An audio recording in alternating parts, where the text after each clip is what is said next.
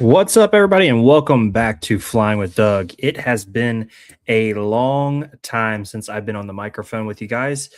And first and foremost, I want to say sorry.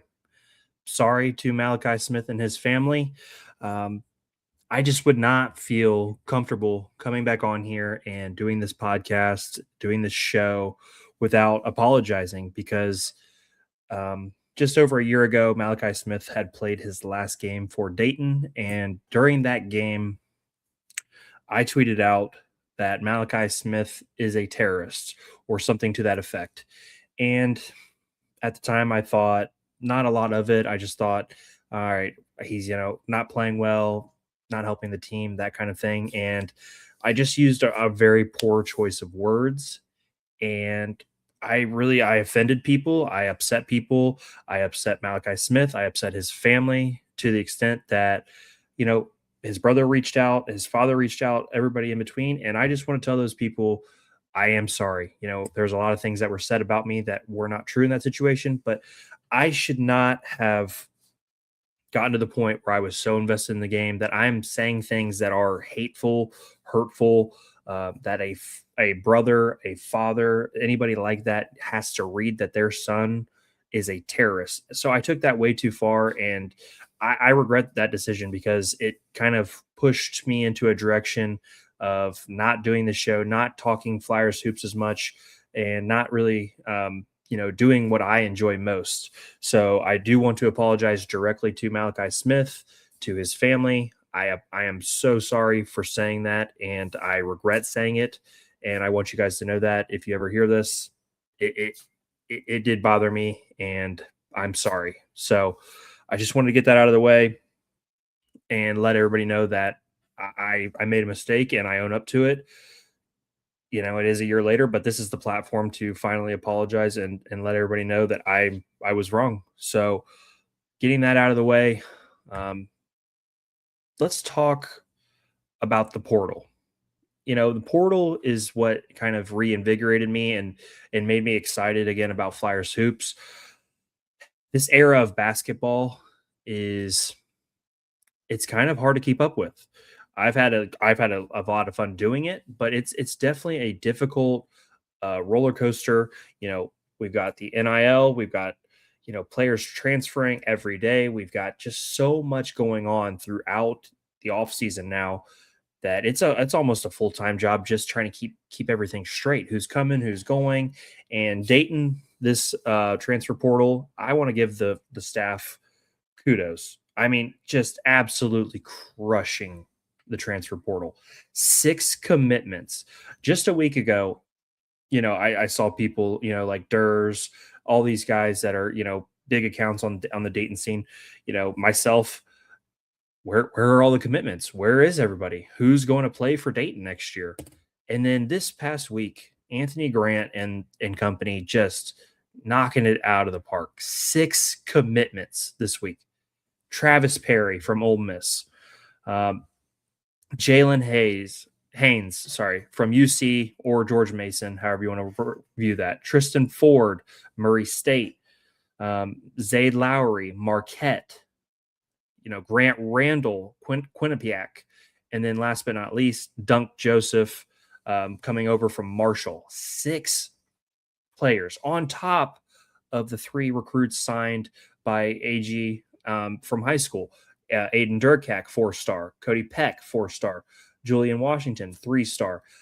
If you put all those players together, Dayton has ended this offseason, and you never know. They could add another player. They have another scholarship open. They could add one more player. But to end this offseason, going into training camp, getting into the summer, all that stuff, the 20th best recruiting class in the country based off the transfer portal and high school recruiting. Just an incredible job. And that's one thing that Anthony Grant's always going to do well. He's always going to recruit well.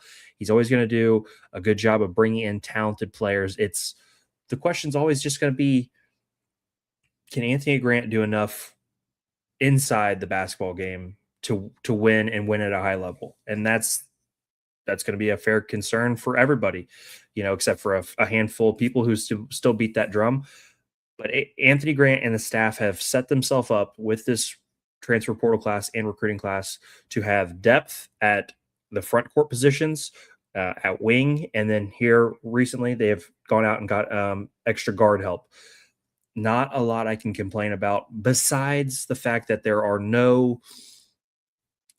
there's nobody on the team that I can say for a certain is a knockdown shooter at this point. Latong cannot be our best 3-point shooter. You can debate that, but he's the only guy who has done it at a high level, and I think he ended up shooting 36% last year. I'm going to go into all the commitments from the transfer portal, and we'll talk about their numbers and things like that. But Emil Latong cannot be our best 3-point shooter going into the season. So that is a massive concern right now. But let's get into the positives and let's talk about the players in the transfer portal. First and foremost, Travis Perry, who started his career at UK, transferred to Ole Miss. He started off Mr. Basketball in Kentucky, a really, really talented player, really sought after guy, and goes to Kentucky, and it just never really worked out for him at Kentucky. I think he was just under about 10 minutes a game, never really got his footing there, and then he transfers to Ole Miss. He's playing more, but at the same time, still not the consistency, not the level that you would want out of a guy. Kind of a combo guard, a small combo guard, but more of a combo guard than anything. Ended up, playing better as the year went along. I do want to give him credit for that because, the last 12 games, Perry shot 17 of 42 from 3-point line for 40%. Overall for the year, he ended up at 32% on just over 3 attempts a game. But that last 12-game stretch, I felt like he finally was coming on. He was getting a little bit more consistent with his minutes, and you could see his game starting to get a little bit more comfortable. I don't know. Dayton has a lot of competition, as this portal's gone along, as, McKee is going to get healthy this year and be competing for minutes. Julian Washington coming in is going to compete for minutes. Dunk Joseph is going to compete for minutes at guard. There's a lot of competition there. Lowry is going to compete for minutes at shooting guard. I mean, this is going to be a battle to get minutes here. So Travis Perry, the knock on him, in my opinion, would be the consistency, the lack of production. He had a hard time getting on the floor and staying on the floor at UK. He did average 16 minutes per game at Ole Miss, but didn't score efficiently in those minutes. He was 34% from the field. Like I said, ended up being 35% from three or so. And he's a small guard. He's got to defend. Got to defend. The A10 is a very physical league. At 6'1", it's gonna be a challenge. So I'm very interested to see what Travis Perry can do at this level going forward. And then I do want to highlight his best game of the year last year was against NC State, where he scored 21 points. He was 5 of 5 from 3 and had 4 steals. So the potential and the ability is there. I think Dayton is definitely, knocking on the fact that he does have the ability to shoot. Dayton needs him to be a knockdown shooter this year. If he could get somewhere around 38 to 40% on, 7 attempts a game, I think that's a win. And I don't think they're going to ask him to be a primary ball handler, but I think he has the ability to do that. And I think he's more comfortable with that. And that's where he became such a well-known prospect coming out of Kentucky. So Travis Perry, a lot of promise there, but still some question marks. Next was Jalen Haynes, former All A10 player, rejoins the conference after missing last season playing at UC. Had an injury that kept him out, and those things happen. What I like most about Haynes' game is he is physically imposing. For a fact you are in for a battle when you are matching up with Haynes. I'm very excited to have this guy. I'm very excited for a multitude of reasons. I would almost say this is like a Nate Green type player with a little bit more size and a little bit more offensive ability. Last full season, he averaged 14 points per game on 55% shooting, along with 7 rebounds a game. He's got good feet. He knows how to use his body. He knows how to use his shoulders. He's got a good inside basketball game. Anywhere from about 15 feet in, I expect him to finish and finish with authority. My issue with the Haynes pickup is more so about team and roster construction. Emil Latong still does a decent amount of work, regardless of him wanting to be out on the perimeter more. He still does a decent amount of work in the paint with, rolling off the pick and roll, catching, finishing around the basket. I'm wondering how those two are going to work together. I know obviously Latong is going to be on the wing or on the wings at the top, setting screens and things like that. But how does AG and the staff space them out? How do we get space? Who's going to be our 3-point shooters that can help give Haynes room to work inside? As talented as he is, as physically imposing as he is, if he's got no space to operate inside, it's going to be very difficult for his game to flourish in today's game. So that's a massive concern. And the other concern for me is he going to be healthy? Is he 100% coming into the year? Can he regain that A10 all A10 form? It's a question to be asked, but I think his throwback style and his physicality are going to be a very welcome sight come November. I cannot wait to see him drop a shoulder on somebody and score through a defender because Dayton hasn't had a lot of physically dominant players in the post.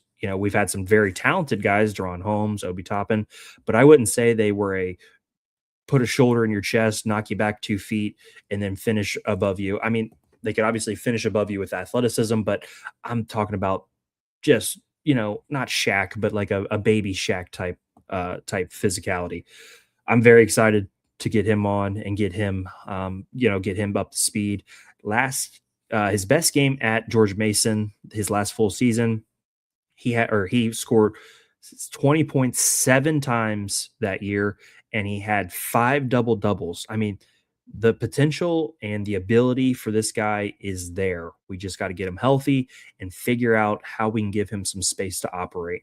Really excited. I'm very excited for what Jalen Haynes can bring. Also, and I didn't even mention, the guy's got experience. He played those games at George Mason. Had another stop in before that, and then UC. We may hate UC and all that, but getting a scholarship to play basketball at UC is an accomplishment, flat out. So very excited to see him play. Next on the list, and this is the guy that we have the most questions about, in my opinion, and that's Tristan Ford. Um, you know, didn't play at Murray State last year. And that to me, right off the bat, kind of gives me a little pause. He was redshirted by the coach. Murray State, in my opinion, is a good basketball program, but Dayton is a better program and a little bit of a higher profile program. So if you are redshirted at Murray State, what does that mean going forward for you? Now, don't get me wrong. If you watch this guy's highlights, he is a lefty. He has a beautiful jump shot. It is pure. I don't know what he shoots percentage wise because he obviously didn't play. And in high school, he was incredible. Most guys are at that, who are going to go on to play D1 basketball. I keep looking at the pictures of his step back or the highlights of his step back jumper, and it's just, it's beautiful. But again, all we can go off of is our highlights. And yeah, we can rah and believe that those are, in-game reps, but they're not. And playing at the D1 level is just much different. Positives for Tristan Ford. He's got 4 more years of eligibility. So I do appreciate the coach for redshirting him there. That means AG and staff, in this era, we can't, nothing's for certain, but that gives them a runway with him to develop him and maybe, build him into our next star point guard. So to me, it's going to be interesting to watch Tristan Ford and see what he can do, see if he can crack the rotation, see if he can get game minutes after not being able to play last year at Murray State. Talent is there. It's just, Is it good enough to play at this level? We will find out very quickly. Next on our list is Zayd Lowry. This guy is, I'm trying to think of a comp. Jimmy Butler's a really, really like the top level version of what Zayd Lowry can be. Jimmy Butler, being the two-way guy that he is, carried a team to the finals. Zayd Lowry has that kind of physicality, that kind of dog in him.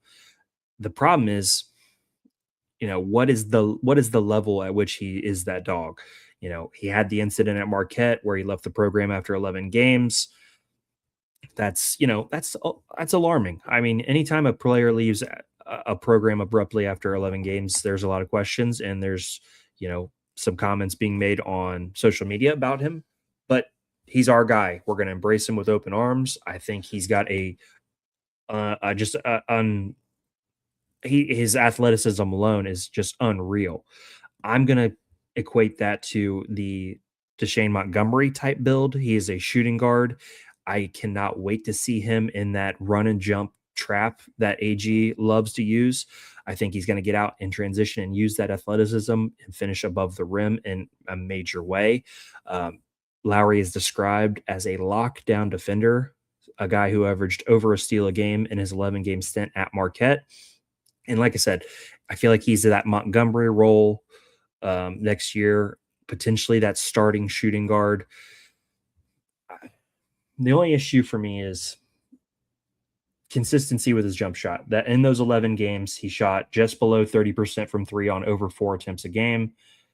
To me, Dayton they need their shooting guard to be a 3-point threat. At times last year, Montgomery was a 3-point threat, but it was not a consistent threat. And with spacing being at a premium because of Latong and Haynes and some of the other front court players, Lowry's going to have to hit some shots. I think he's got to hit around 34, 35% on those 4 to 5 attempts a game. And another thing that I need Lowry to do at a better clip is, as much as he likes to attack the rim, play above the rim, he was only shooting 1 free throw a game over those 11 games. So to me, there is a ton of upside for Lowry and for Dayton, but he's got to figure out how he fits into his role and improve on the things that we saw him do well at Marquette and take it to the next level. His best game was a game against Maryland where he scored 14 points, had 8 rebounds, 4 assists, 2 steals, 1 block. To me, that shows that's that Jimmy Butler build. He can score, he can rebound, he does a little bit of passing, defense. If we can get all of that in one package consistently throughout the year, I mean, that's a really good player and a lot of potential here with Zayd Lowry. So while, there are some question marks, there's a lot to be excited about this guy. I cannot wait to see him at UD Arena get out in transition and dunk on somebody, because that's the kind of player he is. Again, a Jimmy Butler light, a little bit more athletic, a little less jump shot than Jimmy Butler, but a Jimmy Butler type dog. Next on our list, Grant Randall. This guy is the prototype for Anthony Grant. This is the guy Anthony Grant looks for when he's recruiting. 6'9", athletic, can run the floor. He's got some skills, but they're still very raw. This is the perfect signing for Dayton, in my opinion. I'm very excited about the upside of Grant Randall. At Quinnipiac, he averaged 11 points a game, 6.5 rebounds. And that was as a sophomore. Very efficient player. He does not turn the ball over. I think the stat was he had 0.7 turnovers per 40 minutes. That's incredible. That's something that you don't hear. So to me, just it's when you watch the highlights and you watch him play, you see flashes of brilliance. He had 26 dunks last season. He's a willing shooter, which, at 6'9", I think that's great. He had a massive improvement from his freshman year, where he shot 15% from three to 32% last year on almost 4 attempts. So definitely a willing shooter, a kid who's working on his jump shot. You can tell because he keeps getting better incrementally. If he can make another jump to, again, that's these numbers, it's 35, 36% at 4 or 5 attempts a game. Things I'm looking out for Randall is his build. He is a slight build. I think he's listed at 195 pounds, 6'9". The A10 is a physical league. Don't get me wrong. When teams come out of conference and play the A10, they're kind of affected by the physicality. So I think it's going to be a little bit of an adjustment to Randall. I think the staff has to have a plan in place to get him, over 200 pounds. If they can get him to 205, that's a massive win. And have him ready to go by November. If he's 6'9", 205 by game one, I think that's a massive win. It will be interesting to me to see how the front court and wings play out. I think Randall has a chance to play a lot of wing this year in almost that Keontae Jones type role, where he's out helping with the press, tipping passes, stealing passes, guarding the other team's best wing. I just think that there's some potential here for him to be a little bit better offensively. I think he finishes a little bit better around the basket and has a better 3-point shot at this point. To me, Keontae Jones was a monster, but I think this kid has a chance to be even a little bit better with AG's development and the staff getting their hands on him. His best game last year was against Marist, the final game of their season. He had 28 points, 15 rebounds, 2 blocks, a steal. He was 5 of 5 from 3 and 9 of 11 from the free throw line. For a guy who's 6'9", I think he shoots 74% from the free throw line. That shows me he does have the ability and the skills to be a decent shooter at his size. So that's a guy that I definitely want to look out for, and I'm really excited to have on the team. Last but not least, and I'm just going to let everybody know up front, I'm not going to call him Landon Joseph. I'm going to call him Dunk Joseph because that is one of the best nicknames in college basketball. This guy, to me, comes in and solidifies the point guard spot. There were a lot of questions. Is Travis Perry going to be the starter? Can McKee make a run for the spot? Who's going to be the starting point guard for this team next year? In my opinion, Dunk Joseph is more than likely going to win the job.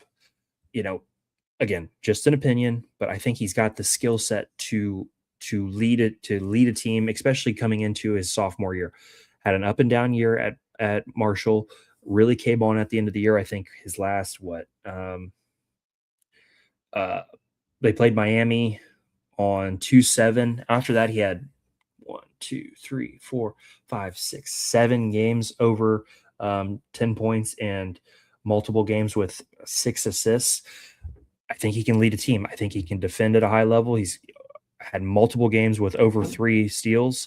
It's a very talented player. And on top of that, he shoots the ball well. He shoots 41% from 3 on 3 attempts a game. That's going to probably go up a little bit in terms of attempts, and maybe the percentage goes down a little bit. But you give a little bit to take a little bit, and he did this in 18 minutes a game and started 6 games last year. There's a ceiling there that is very high for a very talented player. Averaged 8 points last year, a steal, 2.5 assists, 2.5 rebounds. He's a willing rebounder at his size. He rounds out what I believe as the last of the transfer portal commits. To me, guys, Dayton sets themselves up very well going into the next year. Like I've said, for multiple reasons, the great recruiting class, the great transfer portal class. Now, how do we bring all these pieces together to fit with Simon, with Latong, with Fryery, with McKee, with all these other guys? There's a lot of competition on this. Malcolm Thomas, there's going to be a ton of competition on this roster. And to me, that's only going to make Dayton better. You're going to get everybody's best. I understand there's NIL money involved, all this stuff. I would say the only for certain starter is Emil Latong. To me, he's the only guaranteed starter next year. That means you have 4 spots up for freshmen to come in and get those spots. 4-star Aiden Durkak, Cody Peck, Julian Washington. Those guys are all fighting for time. Returning guys like McKee, Fryery, Thomas. There are spots available. Who's going to come take them? So that's what it's going to get into lineup projections. For me, As it sits today, I'm going to go Dunk Joseph. I'm going to go uh, Lowry at the shooting guard position. I think he fits that role very well. I'm going to put Randall at the three. I'm going to put Jalen Haynes slash Emil Latong at the four. And then I'm going to put Jalen Hayes or Emil Latong at the five. And then that's where it gets interesting. That's a big lineup. That's 6'9" at the small forward spot. That's 6'9" at the power forward or center spot, and that's 7'1" at the center or power forward spot. Lowry is a 6'5", well put together, and Dunk Joseph is 6'2", 6'3". That's a big lineup. Dayton has not had a lineup that big in quite some time. So that's definitely something to look forward to.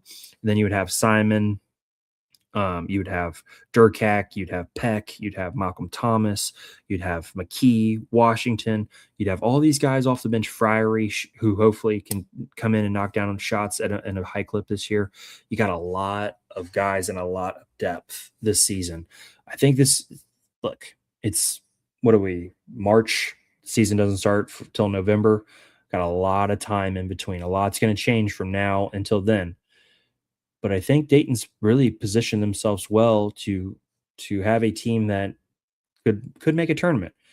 More than likely, they won't, just based on the history. And I hate to say that, and I hate to throw that kind of negativity in there, but it's just can Anthony Grant and company put the pieces together, get everybody in the correct spots, find enough shooting to space the floor, and if they do, the talent's there.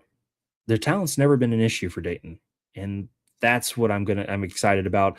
I'm excited about these young athletic guys who have come in to mesh with Latong, with Simon, with Friary, with McKee, with all these guys that, have been here for a couple of years who are ready to take the next step. I'm excited, guys. I feel like I've seen a lot of excitement on social media. I'm glad to be back talking to you guys, doing a podcast. I'm not sure when the next one will be. Hopefully the next time we get some news. And with this portal, guys, you never know. We could get another commitment tomorrow that could change all of this. So to recap, Malachi Smith, I am sorry from the bottom of my heart for calling you that and saying that to you, and having your family have to read something like that. I am very sorry. 6 portal signings, full player breakdowns. Obviously, we're going to learn a lot more about these guys. This is just a very surface level, and then lineup projections. Who knows who's going to actually start? Competition is going to just make these guys better and better and better. Very excited, guys. It is only what, April 21st. We got a lot of time left. Thank you guys for listening. Thank you guys for interacting with me on X. I will see you guys next time. This has been Flying with Doug. Later.